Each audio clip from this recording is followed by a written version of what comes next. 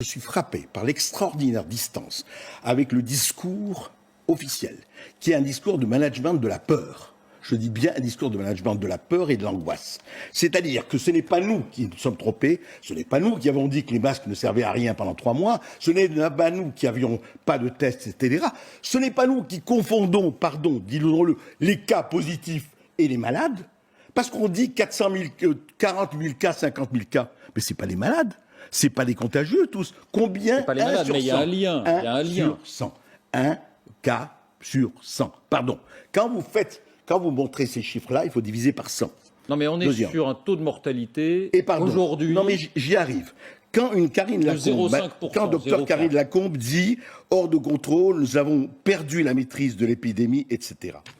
Alors, voilà. Et quand nous avons des policiers qu'on a vus dans les cafés, parce qu'il faut quand même parler de ça, du pouvoir et de la manière dont on gère le Covid. Parce que tout le reste, c'est très gentil, mais les gens, ils ont un ressenti qui sont ça.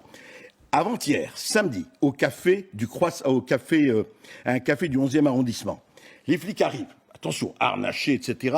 Vous êtes là, vous êtes dans le café, allez, sortez, allez, arrêtez tout. Vous n'avez pas la distance réglementaire. Le même jour, au Trocadéro, à la même heure, vous aviez 5000 Guinéens ou 3000 Guinéens qui protestaient contre Alpha Condé, contre l'élection d'Alpha Condé. 3000 Guinéens, pas de problème. 5000 Arméniens, et André, je comprends. on s'éloigne du sujet. Le sujet, c'est la courbe qu'on vient de voir. Mais c'est pas les contaminations, c'est les hospitalisations. Alors, je vais donner les chiffres. Celui-là, regardez. Mais d'accord, je ne dis pas qu'il n'y a pas de problème. Je ne dis pas qu'il n'existe pas une nouvelle envolée du virus. Je dis simplement qu'il y a à raison garder. Si vous maintenez les gens en disant, en disant couvre-feu aujourd'hui, demain confinement, après-demain c'est le week-end, après-demain c'est 21h, après-demain c'est 19h.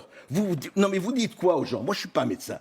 Moi j'entends ça, je dis arrêtez de fonctionner le doigt mouillé, et garde à vue. Et puis je vais vous donner un chiffre. Attendez, c'est pas le doigt mouillé, André. On parle du nombre d'hospitalisations ou de réanimations. C'est le doigt mouillé parce que les gens, on est 60 millions de Français, hein.